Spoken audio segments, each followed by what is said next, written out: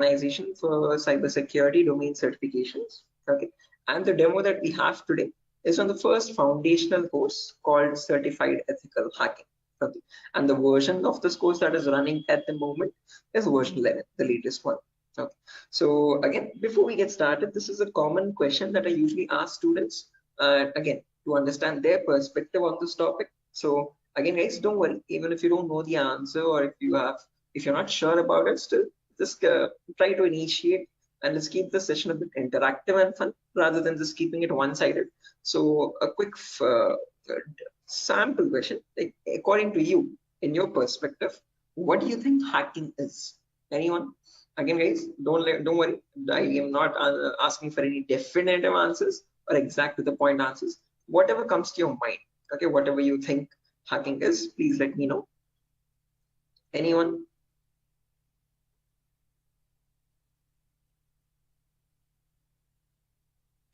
Try to breaking the system. Trying to breaking the system. Is that breaking right? I mean, did I get it right? Break into To the access system? Yes, try to to access your personal things like computer, mobile. Oh, okay. Trying to break into the system Uh, or access personal things. Unauthorized access to the system or data.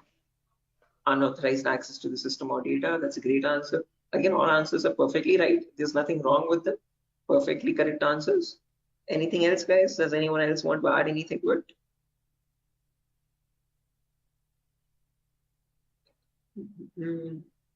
Right, perfect. No worries, guys. Thank you so much for those answers. Those are exactly right. There is nothing wrong with them. Okay, but if I had to just add upon that hacking, that definition, I would add it as hacking is the procedure of trying to gain access to information systems. Okay, these information systems could be anything. They could be from as small as a mobile phone to as big as a web application server or a database or the cloud organization as well. Okay, and this is done without the permission or without the consent and knowledge of the person owning those systems. Okay, so if those systems belong to a third party person, that person does not know that someone is trying to gain access to their information or the data. Okay, and this is usually performed by hackers for their own benefit. So once they get access to the systems, they can steal the data, destroy the data, or sell the data as well to other third party vendors. Okay. Now, depending on this definition, we easily understand that hacking is a malicious job. It is a criminalistic task. If it is such a bad thing to do, why do we have a course called ethical hacking? Is the second question. Because ethical is something which is legal, which is allowed. And how can it stand beside the word hacking, which is completely contradictory? So to define ethical hacking, on the other hand, this is the procedure of trying to find vulnerabilities. Okay, a vulnerability is nothing but a flaw or a loophole in the information system. So usually manufacturers might make mistakes somewhere here or there in the coding of the application. Okay, so that gives rise to something known as weaknesses in the information system, or in technical terms, it is also called as vulnerabilities. Okay, and this vulnerability finding, or the process of trying to find these vulnerabilities, is done with the consent and permission of the organization. Okay, so this is done in order to report it back to the target, okay, or to the authority, so that they can apply the appropriate patch for it. And once a patch is applied, that vulnerability is closed. It closes the doorway for the hacker to cause any harm. So thereby, with ethical hacking, we're trying to increase the security of the organization rather than cause any harm. Okay, so that is the main difference, guys, between hacking and ethical hacking. Where in hacking, we are trying to find, again, the hacker tries to take advantage of those vulnerabilities and tries to get information access. But in ethical hacking, you're trying to find those vulnerabilities, you're trying to report them back to get them patched so that you can increase the security. Okay, so I hope these two definitions are clear, guys. Again, if you have any questions or if you have any queries, or if you want me to repeat something, please do not hesitate to let me know. Okay, feel free to interrupt me at any certain point. Okay, so now, depending on these two definitions, guys, of hacking and ethical hacking, we can categorize the types of hackers. So basically, there's three types. There's someone known as a black hat hacker, a gray hat hacker, and a white hat hacker. A black hat hacker can also be termed as a cyber criminal who performs hacking for his own benefit, okay, or sometimes even just for fun, without asking for consent. On the other end of the scale, we have the white hat hacker. Okay, white hat hackers are also known as ethical hackers or penetration testers. These are the people who abide by the laws and policies of the organization, and they work hand in hand with them to find the vulnerabilities and report it back. They do that so that they can secure the infrastructure rather than causing any harm. Now, in between, there's a third category, also known as gray hat hackers. Now, from the name itself, you can figure out they have some qualities of the black hat hacker as well as the white hat hacker, hence a mixture. Okay, so like a black hat hacker, they don't ask for permission before finding the vulnerabilities, but once they find the vulnerability, they report it back to the organization. Okay, and that is done in return for a bounty. A bounty is nothing which benefits them. It could be a financial reward or a reputational reward, anything which benefits them or their careers. Right? So all these three types of hackers, whether it be a black hat hacker or a gray hat hacker or a white hat hacker, they perform hacking or ethical hacking in a certain number of steps. Right? And those steps collectively are called as hacking cycle or cyber kill chain. Okay. Now let me list those steps out one by one so that you can have a clear picture of what the whole course is about, and then we'll briefly discuss about all of them. Okay, so you can ask your questions regarding those. Okay, so the first step that you perform in hacking cycle or cyber kill chain is known as information gathering. Now, certain organizations term this step in different names. They can also call it as reconnaissance or footprinting. Second step is known as scanning. It can also be referred to as enumeration. Third step is gaining access. Fourth step is maintaining access. And the last step is known as reporting or clearing traces. Now, the reason I've specifically mentioned "or" in the last step over here is because that is where it makes all the difference between the white hat hackers and black hat hackers. If you're a white hat hacker or an ethical hacker, you would perform the first 4 steps and then you would generate a report with all the vulnerabilities and the solutions for that and submit it to the organization. But if you're a black hat hacker, obviously you're not going to submit the vulnerabilities, but you're going to take advantage of them. You're going to attack the system, get access to the data, steal the data, and then remove all the evidences, which is nothing but clearing the traces or removing the footprints. Okay. So any questions or doubts, guys, up to this part before I proceed further into the technical part? Any queries or any confusion at the moment? Again, guys, I hope the audio and video is fine. Any issues with my audio or video? Okay. What is this enumeration, sir? Again, yeah, we'll be coming to that, guys. We'll discuss each of these steps one by one so you have a better understanding of what all of them are. Okay. At the moment, until now, here there are no questions, right? Because I guess there's some issues with the audio or video. Some people are exiting and rejoining again. Any issues, any technical issues with my audio or video at the moment? Okay, perfect.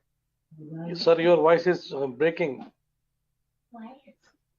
Oh, my voice is breaking. 1 second, guys.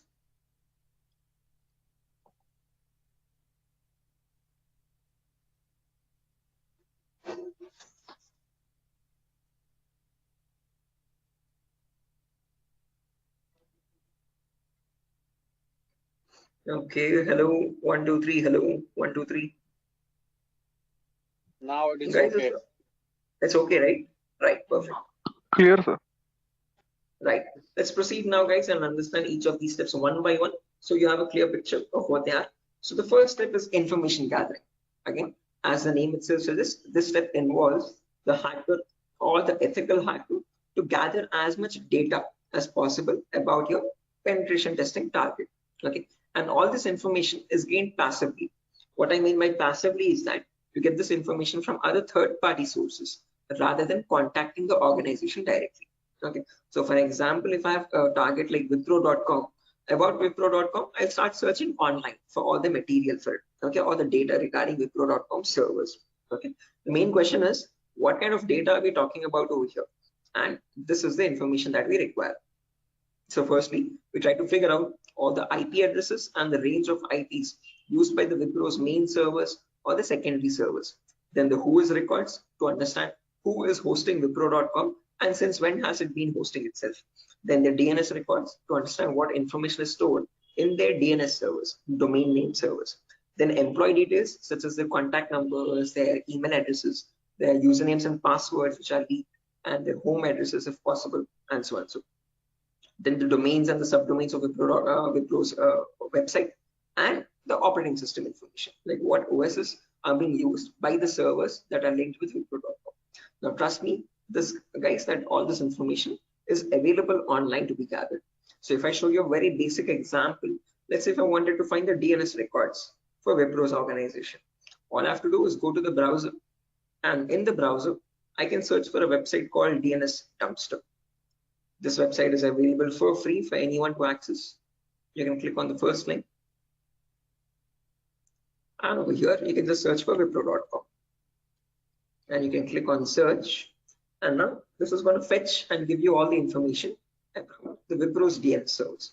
So first things first, it tells you where the Wipro servers are being located on the geolocation map. So it tells us that there are 4 DNS servers for Wipro.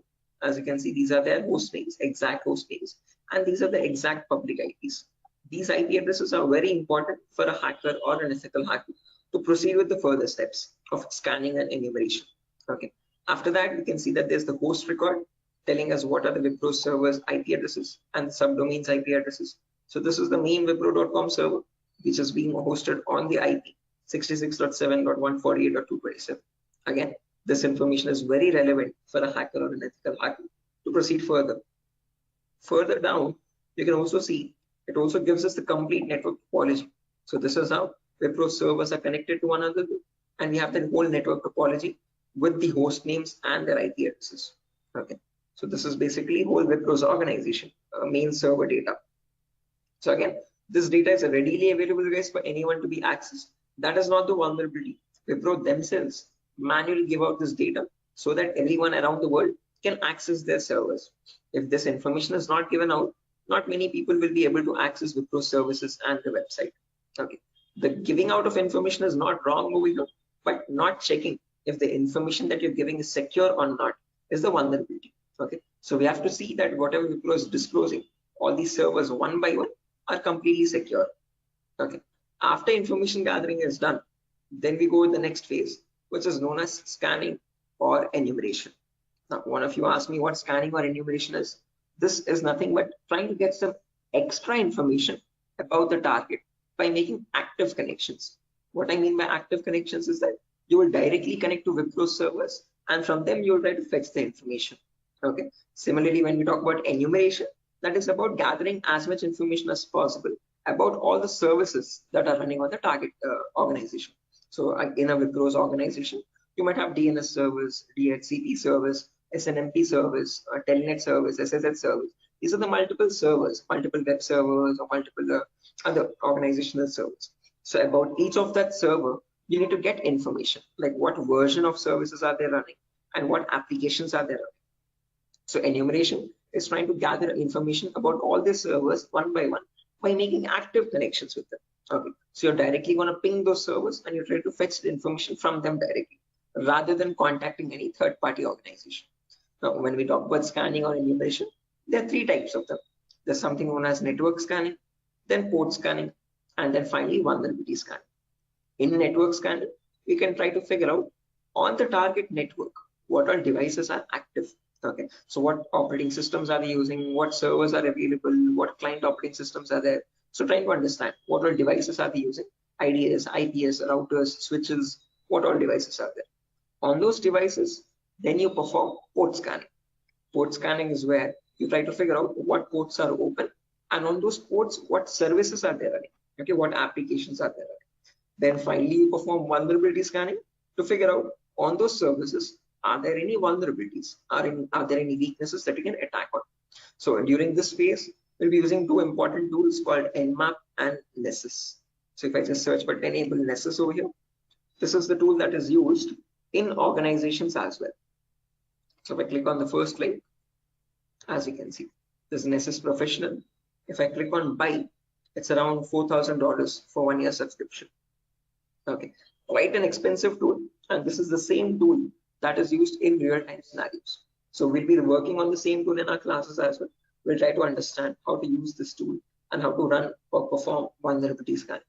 The reason why I'm showing you all this is just to make you understand that we will be using real-time scenario tools. Okay, whatever is used in organizations at the moment, we are up to date with those tools.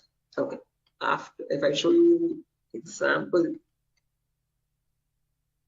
As you can see, I have the NSS installed on my system over here. I'll show you how you can install on your system as well. And you can see, you can perform various types of scans. And once you scan a system, it shows all the vulnerabilities one by one. The critical vulnerabilities or medium vulnerabilities, information-based vulnerabilities. Again, don't get too confused, guys. We'll again learn how to understand this report. What are these vulnerabilities? What are these different levels of vulnerabilities? We'll understand all that. Okay. But basically, NSS is a tool which can perform network scanning or port scanning and try to understand what vulnerabilities are there on each and every system. So this is an automated tool. We'll learn how to perform automated testing and get a report from it. Once you get a report, you need to perform manual testing also. Okay. And that is nothing but our next phase, which is gaining access. Okay. So this is a huge concept. It covers a vast variety of topics, guys. We'll discuss them one by one. Okay. So the first topic that we'll be learning in gaining access is system hacking. So in system hacking, we'll understand how we can crack or bypass a Windows operating system password. So if you have Windows 7 or Windows 8 or Windows 10 or Windows 11, does not matter. Okay. Whatever operating system you have, how do we crack that operating system? How do we get the information about their passwords? If you are unable to get the passwords, how can we bypass authentication and get access to the internal files is what we learn in system hacking. After that comes malware attacks. Malwares are nothing but, in short, malicious softwares. So we'll practically learn how to create each of these malwares, whether it be viruses or worms or trojans, spyware, whatever it be. We'll understand how malwares are generated and how we can protect our system from malwares. Or if there is a malware already installed, how can we detect that malware and prevent it from running further or causing any further harm. Okay. Then there's a bonus topic called malware advanced. This is again not included in the CH curriculum. We have just added it as a bonus topic for students to have better understanding about malwares. In this, we'll be sharing the resources to understand how you can create your own malwares by using Python program. So just in case if you know Python, well and good. If not, also not an issue. We'll be sharing the resources as extra material to understand. So if you are interested in malware development also, this is a very important bonus topic for you. After that comes network penetration testing. In this, we'll learn all the common network attacks. So in a network, you have multiple, again, devices, IDS, IPS, multiple different types of servers, like mail server or DNS servers, DHCP servers, SNMP servers, and so on. So we'll understand how to check for vulnerabilities on each of these servers. Along with that, we can perform a few attacks as well. Sniffing attack, man-in-the-middle attack, denial of service attack, or distributed denial of service attacks, DDoS, okay, and hacking Wi-Fi routers, trying to crack the password of Wi-Fi routers and getting access to those routers. All this comes under network penetration testing, okay, all the common attacks that we can perform in a local network. After that comes social engineering, where we learn how hackers create fake websites, okay, whether it be facebook.com, instagram.com, twitter.com, or flipkart.com. How are hackers creating fake login pages? And from those fake login pages, how are they getting the passwords, credentials? So we learn what phishing attacks are, what are the other social engineering attacks through which hackers manipulate victims into getting their passwords. Okay. So we'll learn all that, and we'll also understand how to prevent these attacks, how to distinguish between a fake page and an original page, and so. After that, we have web application pen testing. In this, we'll learn all the common vulnerabilities that exist on websites. So again, websites also have some weaknesses, okay, on which attackers can exploit and try to get access to the internal web server data or the internal database data, and so on. So to list out a few, there's vulnerabilities such as SQL injection, cross-site scripting, broken authentication, file upload vulnerability. Now, might sound very technical, guys, but these are the weaknesses using which hackers can get access to your information, to your passwords and usernames. Okay. After that, finally comes hacking mobile phones, where we learn how we can hack an Android phone and get access to that Android phone remotely. After gaining access is done, then we have maintaining access and maintaining access, reporting and clearing traces, where we learn how we can maintain persistent connections. So if the target is restarting his system or shutting it down and starting after a very long time, how do we get access to that data? How do we still stay connected to the victim machine? Is what we learn in maintaining access. After that comes reporting or clearing traces, where I'll show you how you can generate a report and submit to your client or submit to your organization, or how do you remove the evidences. So this course is designed in such a way where we learn both the perspectives of a black hat hacker as well as a white hat hacker. Okay. And it's designed in a completely practical way, no theoretical nonsense. Every day we'll have a class for 1 hour where the first 20 minutes we'll discuss the theoretical part, understanding what that attack is or how to prevent that attack. And then the remaining 40 minutes we'll discuss the practical part of it, okay, with real-time scenario tools. To list out a few tools, we'll be using this tool such as Nessus, we'll be using Nmap, we'll be using Burpsuit, we'll be using the whole main Kali operating system, okay, which I have over here, as you can see. Okay. Before that, let me show the course content as well, guys, very quickly. So yeah, this is over here, the course content for the whole course. Okay. And the course is for a duration of 35 days, where we learn from the very basics itself. So most of the students ask this as a question, like, sir, are there any prerequisites? Do we need to learn something else separately? No, this course is designed in such a way where even a 10th standard student can come and learn the course for, without any trouble, okay, because all the prerequisites are included in the course itself. So before we dive into the advanced concepts, there's a few prerequisites which we will cover, the first few introductory classes. First things first, we learn about networking basics. We learn what IP addresses are, what are IPv4 addresses, what are IPv6 addresses, what is a DNS server, what is DHCP server, all the important protocols, what is TCP protocol, what is UDP protocol. We'll discuss all that in networking basics. Then we'll jump into virtualization. Okay, virtualization, because as you can see over here, I'm running my Windows 11 operating system. On top of this, I'm running my Kali OS. Kali is a Linux-based operating system. Okay, and we need to install this. The reason being, this comes pre-installed with all the penetration testing tools. So for information gathering, web application attacks, password attack, Wi-Fi attack, all these tools are available in Kali Linux. These are not available for you in Windows. So that is why we need to understand how to install this Kali operating system. Okay, and for that, we need a tool such as VMware. VMware is a virtualization software. This allows you to install multiple operating systems on the same machine. So I have my Kali OS, I have my Windows 7 OS. All of these are running on my Windows 11 operating system, as you can see. Okay, so on my Windows 11, I can run my Kali, Windows 7, whatnot, as many operating systems as I want. After that is done, then we learn basic Linux and Windows commands, because as I've mentioned, we'll be using Kali Linux. So we need to know how to operate that OS. Okay, so we'll understand what the basic Kali commands are. We'll get familiar or comfortable with the Linux environment, and then we'll dive into the advanced concepts. Okay, so there's a few extra concepts there mentioned as well, as you can see over here: cryptography, reverse engineering, IoT, cloud security. These are not mentioned in the presentation for us, but these are all the topics that we'll be covering. Okay, the whole course duration is around 1 month, guys, 30 to 35 days, and we'll have a class from Monday to Friday onwards for every day for 1 hour. Okay, and the timings will be same. We'll have timings at 8 p.m. Every class will be recorded, and you'll be getting the recordings as well online, which we will have permanent access to. So just in case if you're missing out any class, you can access the recordings whenever you want. Okay, if needed, we can take backup classes as well on Saturdays and Sundays, just in case if there's a lot of absence. Okay, so yeah, that's that, guys. A quick introduction on what the course is and how long the duration of the course is. If you have any questions, you can shoot at me right now. Please let me know, guys. Any queries? Anything that you want me to repeat or so? Can you hear me?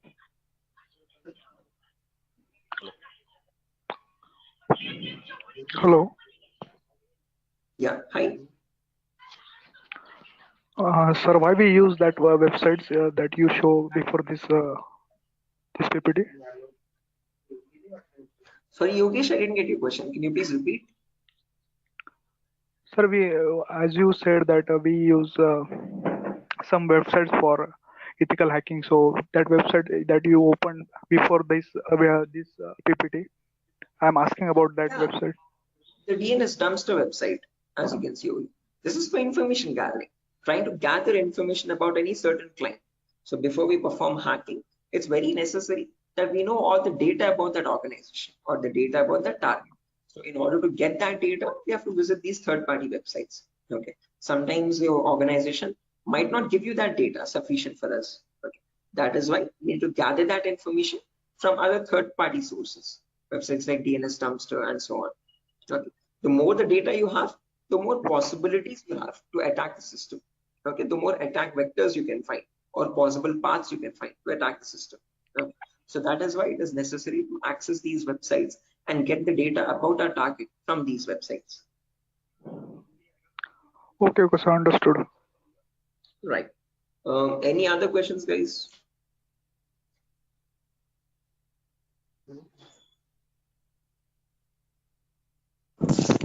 Sir, which type of penetration testing we are going to learn here? Again, CEH is a very comprehensive course, guys. We're not going to be going into any advanced level penetration testing, but we will learn all the kinds of, whether it be web application pen testing or network penetration testing or system hacking or Android pen testing. We'll be covering the basics of all of them. This is a course designed for people who are completely new to cybersecurity, and we can't leave out any endpoint. So we need to understand how to perform network security testing. We need to perform web security testing, Android security testing as well, and Windows or Linux security testing as well. So we'll be learning all of them one by one. Okay, we'll be covering each and every endpoint that is left, as you can see over here in the course content. Okay, but as I've mentioned, we won't be going in depth of all of them. We'll learn how to check for security vulnerabilities, basic vulnerabilities, and how to remediate them, how to remove those vulnerabilities. Okay, if you want to learn about any advanced after CEX is done, then you can go with advanced courses such as web application pen testing for bug bounty. This course is specifically designed only for website security testing. So in this, we'll be going with OWASP Top 10. Okay, this is an organization which gives you the list of necessary vulnerabilities that you have to test for. And this course only focuses on web applications, nothing else. Okay, so after CEX is done, then you can choose a specific domain, and depending on your interest, you can choose your specialization. Okay, whether it be website security or Android security or network security or cloud security and so on. So Okay, sir. Thank you. right. Any other questions, guys? No, sir. Right. Okay. After So, course completion, certification provided. yes, if anyone is interested in writing the CEH certification as well, we provide support for that also. There's complete pass guarantee. So I usually handle the certifications myself. So if you're planning on writing a So this certification, is job guarantee. this is what? Sorry. Job guarantees. Sorry, I didn't get you guys. Can you please repeat that? Hello. After this course, his job is. He's asking Oh, a yeah. placement assistance. Job assistance. Again, guys, at Durga, you're not going to be providing any confirm guarantee that we'll be placing you in an organization, but we'll be sharing your resume once you forward it to our consultancies. Okay. So in the price of 8,000 rupees, we are only including the course content with the course completion certificate. And if you're planning on writing a certification, we will give you certification support as well. Okay. So at that price of 8,000 rupees, we are not in contact with the complete job placement facility, but we do have few consultancies where we can give you your resumes too. Okay. Once you're done with the resume preparation, I'll be helping you out in understanding how to create a resume as well, depending on a cybersecurity profile. I'll be also sharing the common interview questions, and I have a few references as well to whom I can forward your resumes. Okay. And again, we will be giving you the interview calls, and you can start attending interviews over there. Okay. Again, it depends on your skill set and your practice on how well you do the interview. So we don't guarantee anything, but we will definitely show you where you can start applying. If it's necessary, I can just give you one source now itself. You can, after your course is done, this is the common website that I usually suggest for students, jobs.null.community. This is a website only specifically for cybersecurity job roles. Okay, nothing else. As you can see, null jobs. This is the website. Okay, and these are all the different domains, and you can start searching over here.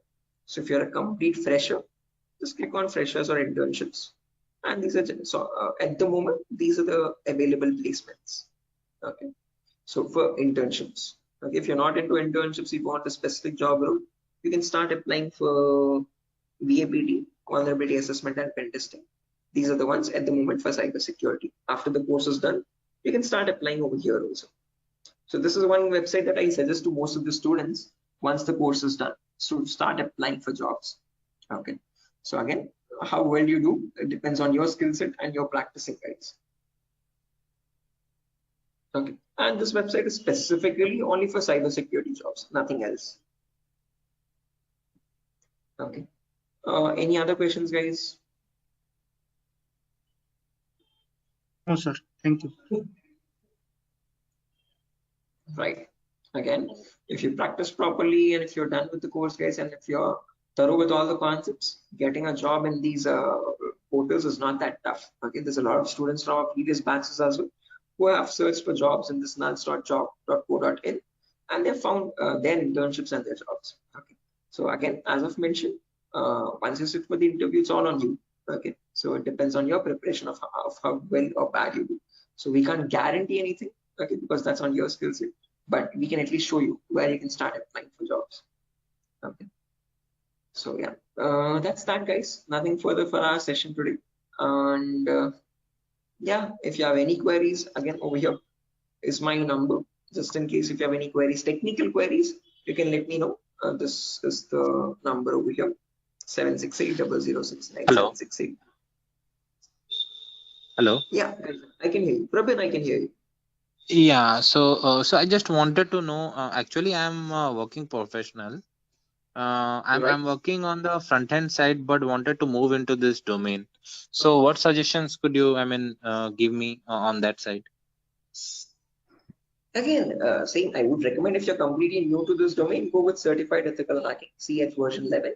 This is a foundational course for people completely new. So you'll be learning everything from scratch. After that is done, if possible, if time and financial permits you, you can write the certification as well from EC Council. So there will be a CH examination for 125 questions. Okay, and if you give 75% of them right, you get certified from EC Council. You get a certificate from the US organization. Okay, so that adds edge to your resume. If not, if you are not, again, certification is quite costly. It's around $500. So if you're not planning on writing the certification, I would recommend doing some extra advanced courses as well after CH is done, and then add that at least to the resume to build some edge again. Okay. Okay, and is there any coding involved here, or is it completely into, the security part? Not at all. In CEH, you don't have any requirement for coding level language.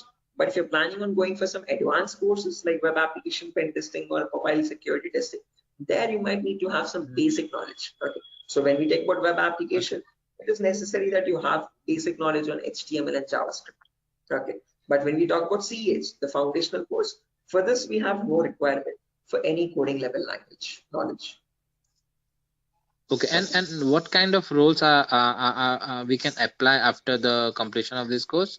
Like someone is if having 5 years of experience and he has transited into this particular cybersecurity, what kind of roles would be available? Again, as you can see over here, these are the roles that you can start applying for. VAPT assurance lead, VAPT senior security analyst, cybersecurity consultant. These are all the job roles. Penetration tester, security analyst, or monitoring job roles, and so on. Vulnerability assessment tester. These are the job roles you can start applying for. Okay, cool. Thanks. Right. Any other questions, guys?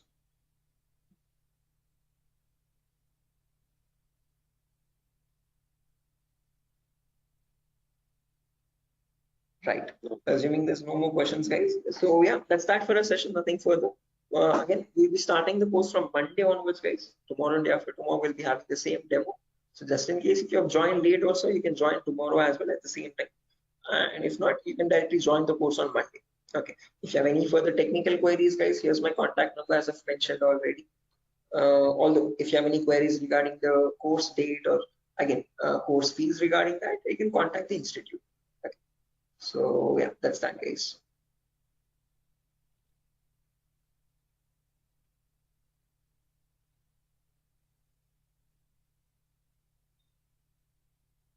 Sure. So I'm gonna be exiting, guys. I hope you have enjoyed the demo. And yeah, if there's any queries, please do let us know how we can help you. Okay. Have a good day, and I'll see you soon. Bye bye.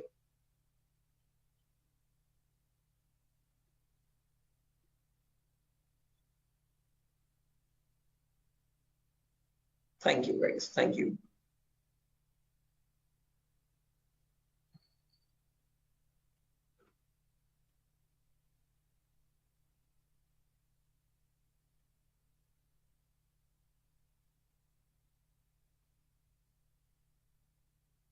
Okay. Hello, guys. Can you hear me now? Biswajit Singh, Rakesh, Ravikiran, Maman, Shiva, Sujata. I hope I'm audible now, guys. Yeah, Biswajit. Can you hear me now? Yes, we can. Right, perfect. So let's just wait for 2 more minutes, guys, for the other people to join as well. And then we'll be starting the session. Until then, if you have any queries or if you have any questions before we start the session, you could please let me know.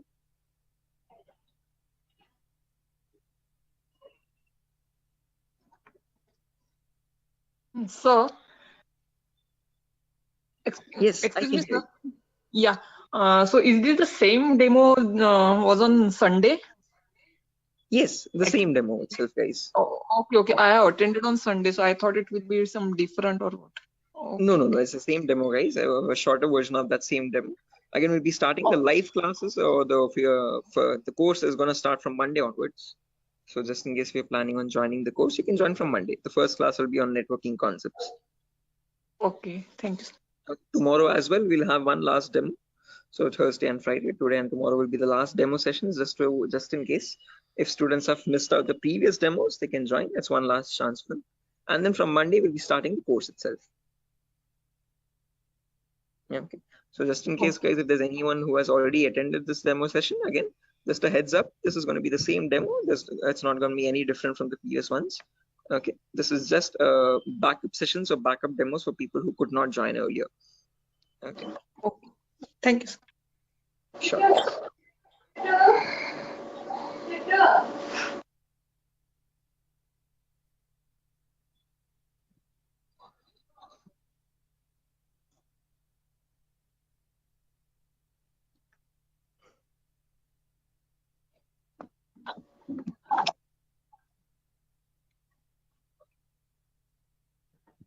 Sir, it means I can directly join on Monday because yesterday I was also present. Yeah, sure, guys. Again, as I've mentioned, it's the same demo. It's not gonna be any different. So this is only for people who are completely new to it, who have not attended the previous demo sessions. So if you have already attended the demo session, guys, you can join back on Monday itself directly. Okay, and the timing will be same at 8 p.m. Same time, 8 o'clock in the night. Okay, thank you. Sure. Okay, guys, so let's get started without any further ado. Before I get started, a quick formal introduction on my end. My name is Mohammed Shoaib. I'm a cybersecurity trainer certified from EC Council. EC Council is the leading organization for cybersecurity domain certifications. Okay, and one of the courses that it provides for people who are completely new to this domain is Certified Ethical Hacking version 11. This is the latest version of the course that is running at the moment, and this is a course designed in such a way for people who are completely new to this domain. So if you have no knowledge about what cybersecurity is or what hacking or ethical hacking is, this is the course to get started with. Okay. So before I proceed further, this is a common question that I usually ask all the students just to understand their perspective on this topic. So again, guys, let's keep this session a bit interactive and fun. So my first question to you is to understand what your perspective is on hacking. So again, not asking for exact definitive answers, guys, but just to understand your view on it. Okay, so whatever comes to your mind, please do let me know. In your terms, what do you think hacking is? Anyone? There's Biswajit, there's Maman, Rakesh, who else? Shafiuddin, Shiva. Hello? Yeah, Biswajit, I can hear you. Sir, actually, according to me, hacking means to hack the information of organization or any systems. Right, yeah, hacking information or getting access to the information of organization systems. That's a good answer, Biswajit. Anyone else, guys, who wants to add anything to that? That's a perfectly right answer. There's nothing wrong in it at all. Perfectly all right. Any other additions to that, guys? Anyone who wants to append anything to that answer?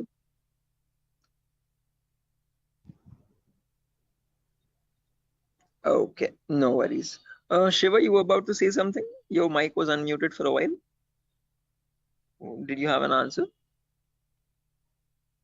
Okay, no worries, guys. So let me just add on with Biswajit's answer. So if I had to define hacking on, depending on using on his words itself, hacking is nothing but the procedure of trying to gain access to information systems. Okay, now these information systems could be anything. They could be as small as a mobile phone to as big as a database or a web application server or cloud organization itself. Okay, and this gaining access to these devices is done without the permission and the consent of the person owning those systems. Okay, so the organization who owns those systems has no clue that someone is trying to gain access to their data. Okay, and this is usually performed by hackers for their own benefit. So once they get access to the data, they can steal it, they can destroy it, or sell it on the dark web to other third-party vendors. Now, if hacking seems such a malicious job, why do we have a course called ethical hacking? Is the second question, because ethical is something which is completely legal. And how could hacking become legal now? That's the main question. So when we talk about ethical hacking, on the other hand, guys, this is the procedure of trying to find vulnerabilities. Okay. A vulnerability in simple terms can also be called as a weakness or a loophole in the information system. And using these weaknesses only, hackers try to get access to the target information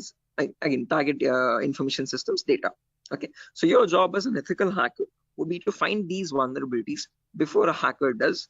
And this is done with the consent and permission of the organization. So once you find these vulnerabilities, you have to report it back to the organization so that they can apply the patch for it. And once a patch is applied, you're thereby increasing the security of infrastructure and preventing hackers from causing any further harm.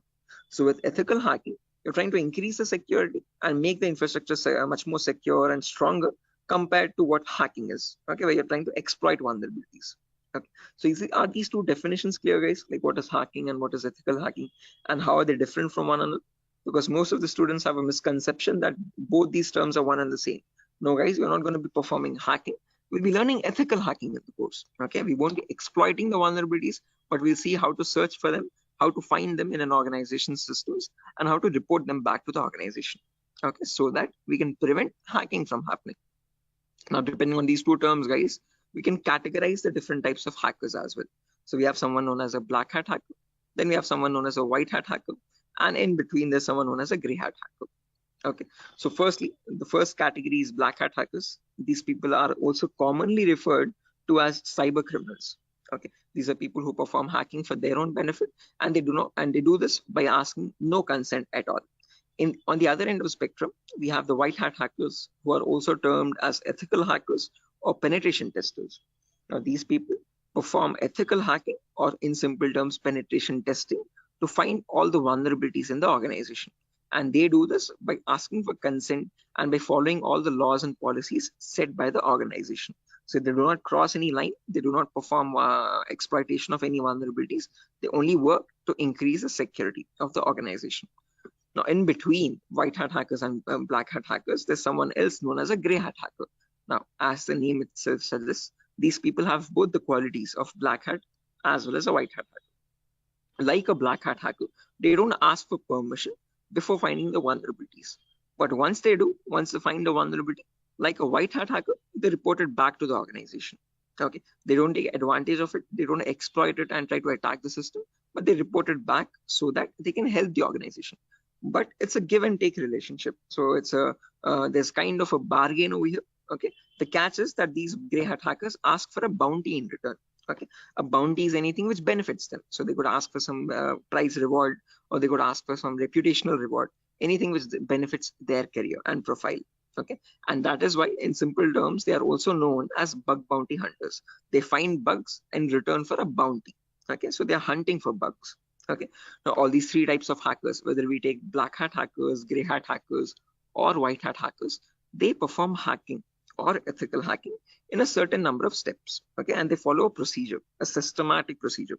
That systematic procedure is known in simple terms as hacking cycle or cyber kill chain.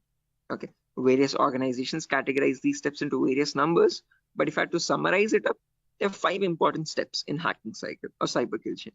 Whether you take a black hat hacker or a white hat hacker or any kind of a hacker, he needs to follow the same procedures as well. Okay. Now let me list them out first, and then we'll discuss in detail about each of them, so you have a clear picture of what the whole course is about. Okay, so the first step is known as information gathering. It can sometimes also be referred to as reconnaissance or footprinting. So they are one and the same term, guys. Don't get confused. Various organizations use various terminologies. But whether you hear information gathering or reconnaissance or footprinting, all the three terms are one and the same. After that, you have scanning, which can also be referred to as enumeration. Then you have gaining access. Then you have maintaining access. And finally, there's reporting or clearing traces. Now, the reason why I've mentioned or over here in the last step in capitals is because to make it a note to understand that this is the only step where you have a difference between black hat hackers and white hat hackers. Now, whether you are any kind of a hacker, whether it be black, white, or gray, the first 4 procedures are to be followed mandatorily. So you have to follow those first 4 procedures in the same order. After that, in the end, what changes is the last thing that you do. Okay, if you're a white hat hacker, you would definitely report all the vulnerabilities that you have found with the remediations, with the solutions to remove those vulnerabilities. If you're a black hat hacker, definitely you're not going to be giving any solutions, and obviously you won't be reporting it, but you will try to remove all the evidences. So whatever harm you have caused, whatever data you have stolen, you might leave some footprints here and there. Okay, so that is why it's very necessary that you remove or clear those footprints so that you cannot be traced out and you stay anonymous. So that is known as clearing traces in simple terms. And in our course, we're learning both the perspectives, how we can generate a report and submit to the organization, or how hackers clear the traces and remove all the evidences. Okay, now let's briefly discuss about each of these one by one, guys, so you have a better idea on the whole course. But before that, any questions, guys, for anyone? Again, please feel free to interrupt me at any certain point. Do not hesitate to ask a question. Please let me know. Yeah, Biswajit, I can hear you. Sir, is this class is getting recorded? Yeah, this will be recorded, definitely. Every single class that we take will be recorded and it will be uploaded to the Google Drive. So even once we start our course as well, the whole duration of the course, every single day we'll take a 1-hour class, and each class will be recorded and uploaded to the Google Drive. So that just in case if you're missing out, if you're absent for a session, you can access the recordings whenever you want to. Okay.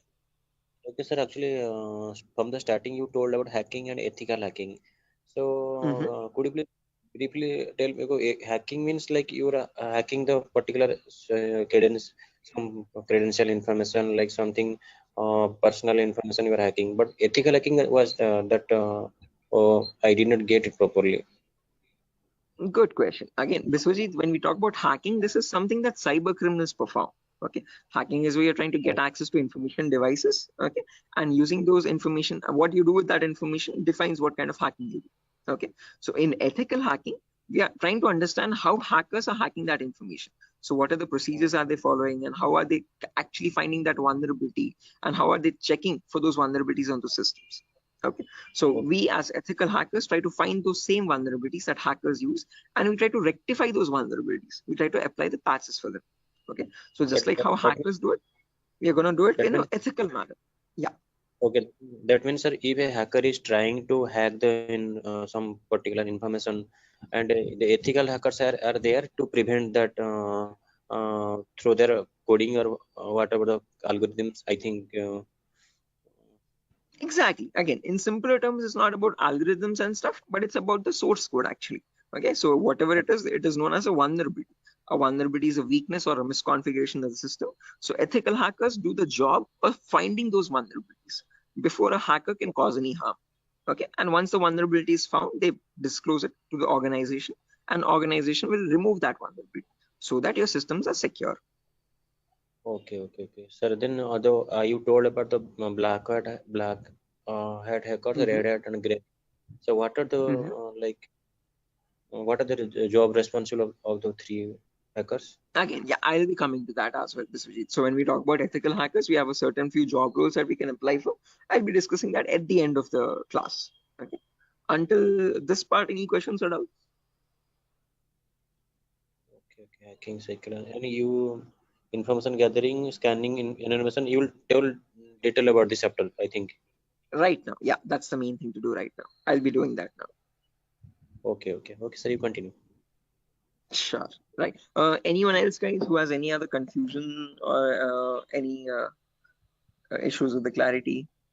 Mamun, Shafiuddin, Shiva. Right. Okay. Now let's briefly discuss about each of these terms, guys, one by one, so that you have a better picture of what we are going to be discussing in the course as well. Okay. So the first step is information gathering. Okay, as the name itself says, information gathering is nothing but trying to gather as much data as possible about the target organization. So if we take a client, for example, Wipro.com, for the time being, we need to gather information about Wipro servers. Okay, now the main question is, what kind of information are we talking about over here?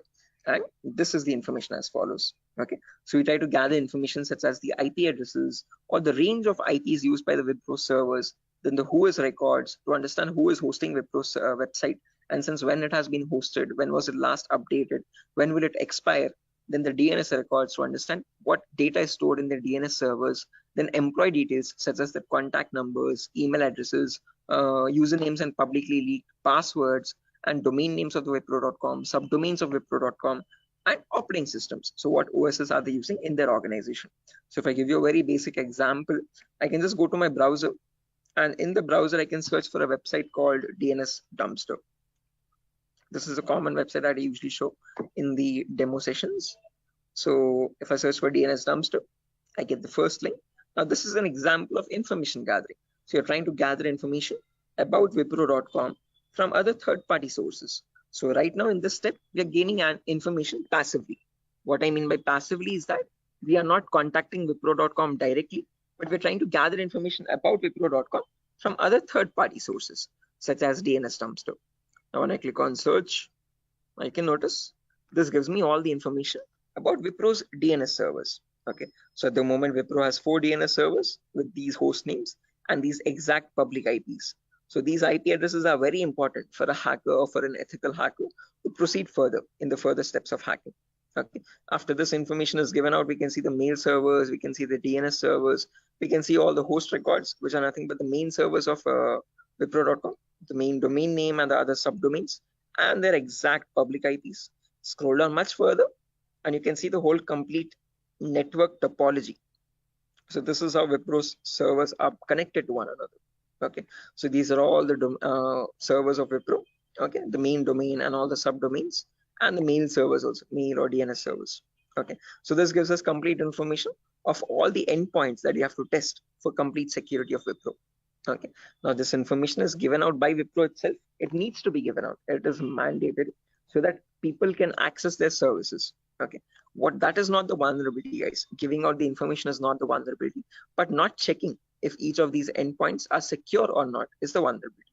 So a pen tester or an ethical hacker needs to check for each and every endpoint and see to that that on each of these servers there are no unnecessary ports running or unnecessary services running which are having vulnerabilities. Okay, so now next comes the scanning phase. So after you gather information like this about a target organization, then we go with the scanning phase. Okay, scanning is where we get some extra information by directly contacting the servers. Okay, so to gather more information by making active connections with the direct target. So in this phase, we'll be using 3 types of scanning. There's network scanning, port scanning, and vulnerability scanning. In network scanning, we try to figure out on the target network, on the target organization, what all devices are being used. So if we take Wipro, for example, in Wipro's company or in Wipro's office, what all devices are being used? What servers are they using? What firewalls are they using? What IDS, intrusion detection systems or intrusion prevention systems are they using? And what all services are they using? DNS, DHCP, and so on and so. Okay, once we know that, then we perform port scanning to figure out all the services as well and their version details. So if they're using DNS service, what version of DNS are they using? If they're using mail services, what mail services are they using and what versions are they? Okay, finally, we perform vulnerability scanning to find the weaknesses on those servers. So if there's any application with an inbuilt weakness, or if there are any misconfigurations like weak password or default unnecessary ports open, all that comes under vulnerabilities. So we scan for vulnerabilities by using some automated tools. Okay, so if I go to the browser now, I can show you one of the very important tools, which is Tenable Nessus. So this is the same tool that is used in organizations, guys. As you can see over here, quite an expensive tool as well. If you click on buy, you can see it's around $4,000 or so for 1 year subscription. And we shall be using the same tool in our lab setup, in our classes. So let me show you how the tool looks like.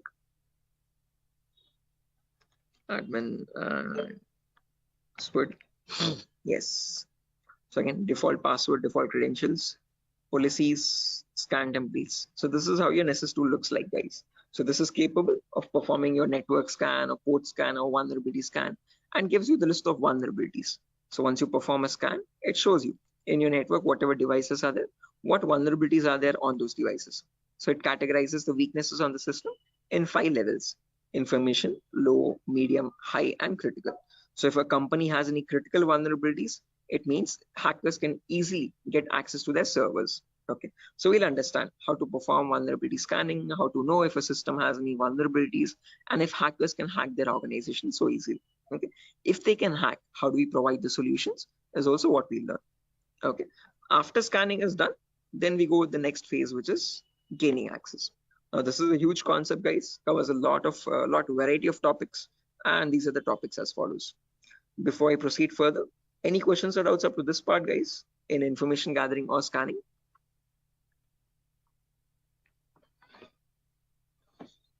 Biswajit, Mamun, Shafiuddin, Shiva. Please do not hesitate, guys. If you want me to repeat something, I will definitely do. Sir, Yeah. Sir, please repeat that first part. Which one? Like before gaining access, you told about some gathering information. Like I understood that what if their system in vulnerability in the system, so hackers are easily hack that system. So I understood somehow. Oh yeah, in information gathering again, Biswajit, as I've mentioned, we try to gather information from other third-party websites. So there's websites like DNS Dumpster, Hunter.io. So from other third-party sites, we gather information about the target. After that, then we perform scanning. So we directly get access to target servers or whatever target it is, whether it is Wipro.com or so and so. Okay, and in their target organization, we perform the scanning to figure out in their network what devices have what vulnerabilities. So in my local network, I have scanned for 3 devices, and in each of these devices, I can see the weaknesses on each system. Okay, tells you what the weakness is. Okay, if there's an unsupported OS, what is the solution to remove that vulnerability, and what can be performed with that vulnerability. So this scanning tool gives you that up-to-date information. Okay, so this is all this all comes under automated vulnerability scanning. Okay, so this is something that you always perform in an organization to test for vulnerabilities on different systems. Okay, it's a software. Yeah, it is a software. This is the Nessus tool. The Nessus tool is nothing but a software that we have. Okay, sir. Okay. Right. So this is the same tool that is used, the same software that is used in organizations as well. Okay, and we'll be running in real-time scenario. Whatever tools that are being used, we work on them in real time. Okay. So yeah, now proceeding further, after all this is done, then we go with the gaining access phase. This is where we try to perform various kinds of attacks to get access to the systems. Okay, once we perform the scanning, once we know that these are the vulnerabilities on which you can attack on, next part is nothing but to attack directly, which is nothing but penetration testing. So in this, as I've mentioned, there's a huge set of topics. Okay, so let me discuss them one by one. So first topic that I will be discussing is system hacking. So in system hacking, we learn how we can hack or crack or bypass a Windows operating system password. So whether it be Windows 7 or Windows 8 or Windows 10 or Windows 11, doesn't matter. How do we crack or how do we bypass the password is what we learn in system hacking. So if your system is password protected, how can you crack and understand what the password is in clear text? Or if you're unable to crack it, if it is too tough to crack, how can you bypass that password and still get access to the internal files is what we learn in system hacking. After that comes malware attacks. Malwares in simple terms are nothing but malicious softwares, and we'll practically know how to create each of these malwares. So people think that viruses are on the only malicious software available on internet, but that's a misconception. We have multiple malicious softwares. We have viruses, we have worms, trojans, backdoors, spyware, rootkit, whatnot. There's tons and tons of malwares, and there's thousands and thousands of malwares added every single day. So we'll practically learn how to create each of these malwares and how to prevent our system from getting attacked by these malwares, or how to detect for malwares on our system. Then comes network penetration testing. Okay, in network pen testing, we learn all the common network vulnerabilities. Okay, so in an organization, in a local network, there are multiple services. There's DNS service, Telnet service, SMTP service, DHCP service. These are all the services or protocols used in a common organization. So we learn how to test for weaknesses on each of these servers. And after that, we'll also learn how to perform network attacks like sniffing attack, man-in-the-middle attack, DOS attacks, or hacking Wi-Fi routers and cracking Wi-Fi router passwords. All this comes under network pen testing. Then comes social engineering, where we learn how to crack passwords from websites. Okay, so how do hackers make fake login pages, Facebook page, Instagram page, or a Flipkart login page, bank login pages? How do hackers get your passwords from these pages? Okay, how can they create fake login pages and send them to the victims and perform phishing attacks? All this comes under social engineering. Then finally comes web application pen testing, where we learn all the common website weaknesses. Okay. Is this useful for SOC analyst role? Yeah, Shafiuddin. We'll be discussing a very basic tool called Splunk as well. That is very important for your SOC analysis role. Okay. SOC is nothing but Security Operations Center, guys, just in case if anyone is confused. Okay. In SOC job roles, we usually see how to monitor and detect threats. Okay. Threats are nothing but attacks. Okay. So for that, we'll be discussing a very basic tool, a very important tool actually, but the very common tool used in SOC, which is Splunk. So this course was helpful for that as well. Shafiuddin. Okay, now after that, coming back to our topic, guys, as I've mentioned, we'll be discussing web application vulnerabilities, where we learn all the common website weaknesses. Now, again, this might sound a bit technical, guys, okay, but these are a few common weaknesses that exist, such as SQL injection, cross-site scripting, broken authentication, file upload vulnerability, and so on. So these are the weaknesses that hackers use to get access to the web server, okay, or the databases in the backend. Okay. After that, we have hacking mobile phones, where we learn how to hack or crack an Android application phone. Okay, so how do we use Trojan attacks and get access to the Android phone remotely? Okay, after this is done, then we have two small topics, which are maintaining access and reporting or clearing traces. So this is the most important concept, guys, gaining access. After that, we need to know how to maintain persistent connections. So how do hackers maintain a connection even if the system restarts? Okay, is what is known as maintaining persistent connections. After that, we have reporting or clearing traces, where we'll see how to generate a report and submit to the organization. Or if you're a black hat hacker, how do they remove all the evidences? How do they clear the traces? Okay. Now, since not everyone is from a technical background or might not be from a technical background, we will discuss a few prerequisites as well. Okay. So the course is designed in such a way where you don't have to learn anything separately from outside. So if this is in a way to even a 10th standard student to understand this course in a simple and sufficient manner. Okay, so before we dive into all the advanced concepts, we'll be discussing these 4 prerequisites or 4 to 5 prerequisites. So first we'll learn basically what ethical hacking is, or how is it different from hacking. Then we learn virtualization. Okay. The reason why we need to learn about virtualization is because we'll be using a tool called VMware. So as you can see on my desktop, this is my Windows 11 operating system. And on this, I have my VMware application. Okay, this VMware allows me to run multiple operating systems on one single machine. Okay, so as you can see, I can run my Kali OS, I can run my Windows 7 OS, Ubuntu OS, and so on and so. Okay, the reason why we need virtualization is because we need to run something known as Kali Linux. This is a Linux operating system, guys. Okay, and this is very important for us because this comes pre-installed with all the penetration testing tools. Okay, for hacking tools or ethical hacking tools.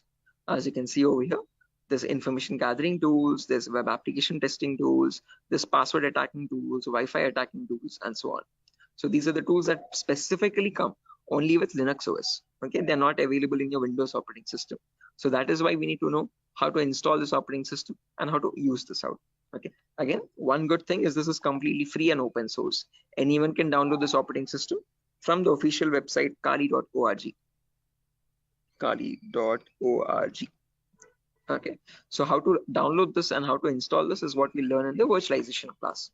After that is done, then we will go with basic Linux and Windows commands. So as I've mentioned, Kali is a Linux OS. So we need to understand how to use a Linux operating system.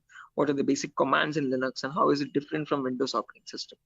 After that, we learn basic Windows server configuration, how to configure a DNS server, how to configure a web server in Linux, in Windows OS. Okay, and after all that is done, then we go with the important concepts. Okay, information gathering, scanning, enumeration, then gaining access, maintaining access, all that comes after that.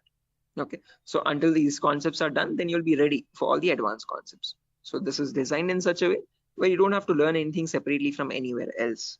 Okay, so after that, again, there's a few bonus concepts as well, guys, such as cryptography, reverse engineering, IoT, cloud security, Splunk, So these are not included in other institutes. Okay, these are a few concepts that we have specifically designed in such a way so that you can proceed further and learn advanced courses as well if you're interested.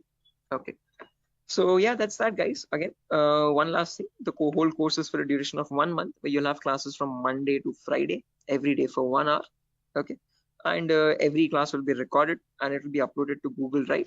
So just in case if you're missing out any classes, you can access the recordings as well. Okay. So yeah, that's that, guys. Any questions on your end? Yeah, Biswajit, you were asking me one question, asking about the job roles, I guess. So once you're done with the course, you can start applying for job roles like SOC analyst, vulnerability assessment tester, or penetration tester, or again, security engineer, and so on. So, okay. So these are the job roles that you can apply for once you're done with the course. Actually, I have taken this course on. I was just learning this course just to get a job in that ethical hacking, like information security, and in any IT company.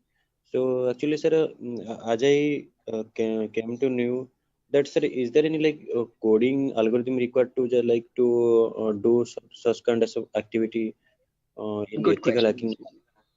Great question. This is a very common question that is frequently asked by students, that do we need any coding knowledge required for this course? Definitely not. So, sir, in CEH we will be discussing again. We will be primarily focusing on Linux operating systems. So we need to know how to use a Linux OS properly. Okay, so that is the only requirement which we will be learning throughout the course. Okay. Other than that, you do not require any coding level language knowledge at all. Okay, so coding or development knowledge is not at all necessary. Wherever it is, we will be discussing that basic necessity of it. Okay, so there are certain topics where we have a topic called malwares. So in this we learn how to create malwares. Okay, so in that one topic will require basic coding language knowledge, but again, that itself I will myself be teaching it. Okay, so you don't need to learn anything separately from anywhere else. And other than that, this one topic malware, we won't be using coding language at all anywhere. So, Ajay, so actually, I am doing job in Linux support, like technical support. That's great. This is going to be a lot easier for you then. So actually, that's why I want to change my career, change my like next job into information security on the doing ethical hacking courses. Yes, I one more thing that, sir, is there is it necessary to get the certification on ethical hacking, like you have done something? Right. Again, it gives an edge, Biswajit. It's better to have a certification. If you're not going with certification, I would recommend you learn a few extra courses as well. Okay. After certified ethical hacking is done, then go with one advanced course, one specialization course like network security or web application security or so and so. So that will add you some much more value to your certification. Okay. So into your resume actually. Okay. So it's better to have certification, but if you're not having certification, just to increase or broaden your skill set, learn an extra course after CH in cybersecurity itself. Okay, there's many streams. Okay, we provide web application security as well, testing. So you can join this course as well, just in case if you're not doing a certification. Okay. Okay. So after that, web application security is another course. Yes. Okay. So in this syllabus, sir, what we will learn totally overall? What we learn? How much we can work in a company? Again, as I've mentioned, CH is the foundational course. So you'll be learning about all the endpoints. So you won't be focusing on one of them, but all the comprehensively all endpoints. So we'll learn network security also. We'll learn wireless security also. We'll learn Windows and Linux hacking also. We'll learn Android security also. And we'll learn web application security also. But in CH, one thing is you are going to be like a master of, jack of all trades, master of none. So you're not going in deep. You're not specializing in any one of the fields. You're learning about all the fields. After that, you can choose one specialization and you can focus on that. You can either go towards web security or cloud security or network security. Depends on your interest. Okay. Understood, sir. Then right. That will the final and long-term career. Long-term, yes. Okay. To get started first, usually in cybersecurity, you usually get monitoring job roles for a few months. Okay. After that, then you can go into deeper course. Mamun, are you going to teach all security courses? Yeah, I'm the same tutor, Mamun. So after CEH is done, if you're planning on going with cloud security or web application security, we provide those as well. At the moment, mobile and network is not included, but just in case, since there's a huge boom, there's a huge requirement for web application. So that also I provide. Okay, sir. You can go with 1 year experience, Shafiq, not more than that with CEH. But if you like add a few more courses after that, like after CH, if you do web application and also, you can add a couple years experience, like 2 or 3 years of experience as well. Okay, because you need to know more tools with such years, which that huge years of experience. They will ask you what tools you have worked on. Okay, so it's better you have a few knowledge on those tools. So with more the courses, you get more experience with different tools. Okay, sir. So will you please help with practically all the things? Again, the whole course. Oh, is it back-to-back training? Yeah, Mamun. Again, after the CH is done, I usually take separate classes for web application students as well who are interested to join that. Okay, so that will be a back-to-back session directly. Again, yeah, coming back to you, Biswajit, you were asking me something. What was the question again? I forgot. No, actually, I was asking, sir, what, sir? Forget. Anyway. I forgot as well, but let me try to recollect. Does anyone else remember, right, guys, what Biswajit was asking? Practical, yeah, good question. So again, the whole course is designed in such a way where it is 20-40 ratio, guys. So out of all the 60 minutes that we have every single day, the first 15 to 20 minutes will discuss the theoretical part. The remaining 40 minutes will discuss the practical part itself with real-time scenario examples. I'm not going to be boring you with theoretical knowledge. Only in the demo class and only in the first few introductory classes we'll discuss theoretical concepts. Once we start from the information gathering, everything is going to be completely practical based. Okay, with tools that are used in real-time scenario. Are you teaching cloud security? Yes, I teach cloud security as well, Biswajit. Okay, but again, as I've mentioned, that is usually taken up after CH is done. Okay, so we'll discuss on AWS security and again, mostly on AWS itself. Actually, I wanna make my career into that like cloud security part.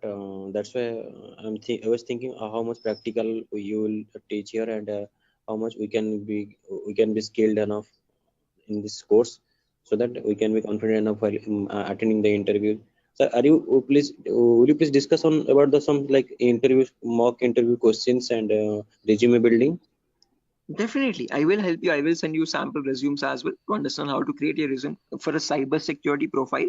Okay, and along with that, I'll also share the commonly asked interview questions. So I have a PDF document prepared for that specifically, which I share with all the students after the course is done for all the cyber security related interview questions. Okay, so I'll be sharing all that as well. Okay, sir. No, because I have planned after completion of this course, I have planned to move on cloud security by practicing those questions and all the practical things. Definitely. Again, if necessary, I'll be sharing the resources as well separately for you regarding your cloud security content. Okay. So if you're planning on doing a course after CS is done, then you can contact me for that. We can do that course separately. Okay, sir. Okay, it's not included with Durga Soft at the moment, but again, yeah. Okay, sir. Sure. Any other questions, guys, at the moment?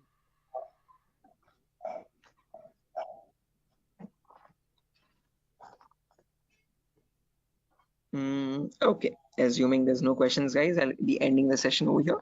And yeah, that was great interacting with you guys all, Biswajit, especially with you because you have asked a lot of questions.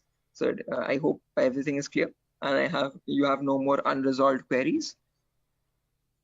Okay, now I understood. I will follow that like recording also. If I got any doubts and demo sessions, I will ask you in the next class. Definitely, sure, definitely. Again, guys, if necessary, here's my contact number as well: 768-006-9768. If you have any technical queries, you can contact me over here. If you have any queries what other technology we should know, again, as I've mentioned, it's better to have Linux knowledge, Linux commands knowledge, and how to use a Linux operating system, and basic networking knowledge. What are IP addresses, what are IPv4, what are IPv6 addresses. If you do not know these also, as I've mentioned, all these are included in the course itself. So these are the prerequisites which are required. But again, I have included them in the course just in case if you're not familiar with them. Okay. So there's no prerequisite for joining the course. All you need is a good laptop to run the practicals. Okay. Minimum requirement would be at least an i3 processor, oldest to oldest i3 processor, and minimum to minimum 6 GB or 4 GB RAM. If you have 8 GB, that is recommendable. Okay. Recommended. But if you have minimum 4, it might hang a bit, but it will work.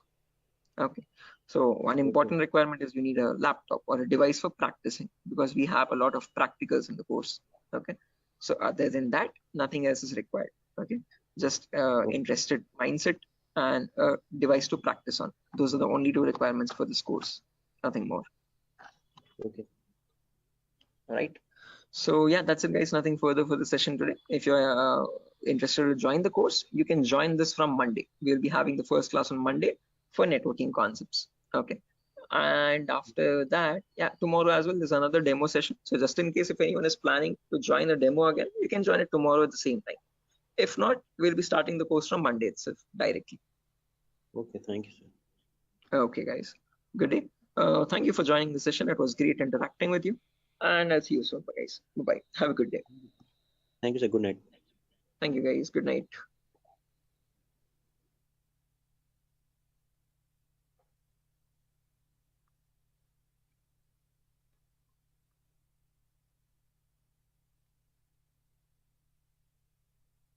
Guys, can you see the screen now?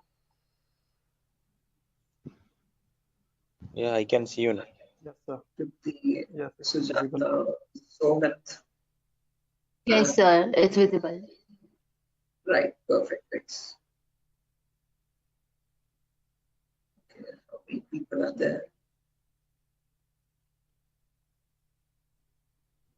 Vikiran, Rakesh, Biswajit, Prashant, Shiva, Somat. Okay, perfect.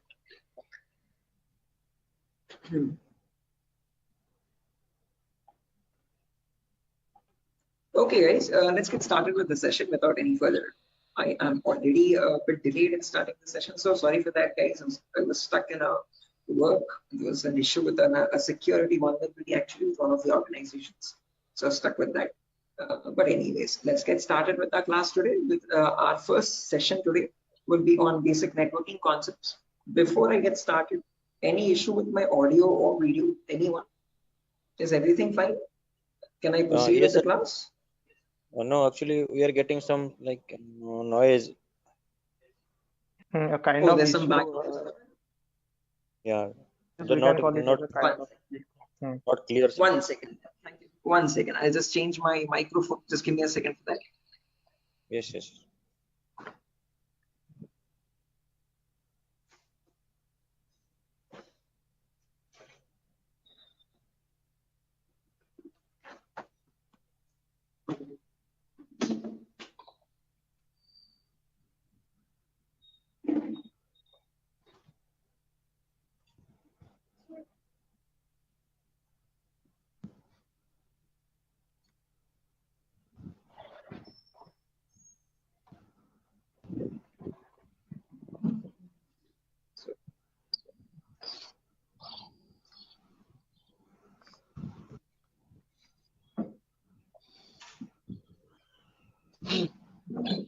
Okay. How does it sound now, guys? It is audible now. Yes, now it is clear. It's audible. Background disturbance, no kind of issues. Yes, yes. Perfect, perfect, perfect. Okay, guys. So let's get started without any further ado. So as I've mentioned, in today's class, we'll be going with basic networking concepts. We'll discuss what IPv4 addresses are. Okay. So before diving into IPv4 addresses, let's try to understand what a network is and what a host is. Now, these are very 2 simple words that you keep coming across every single day. Okay.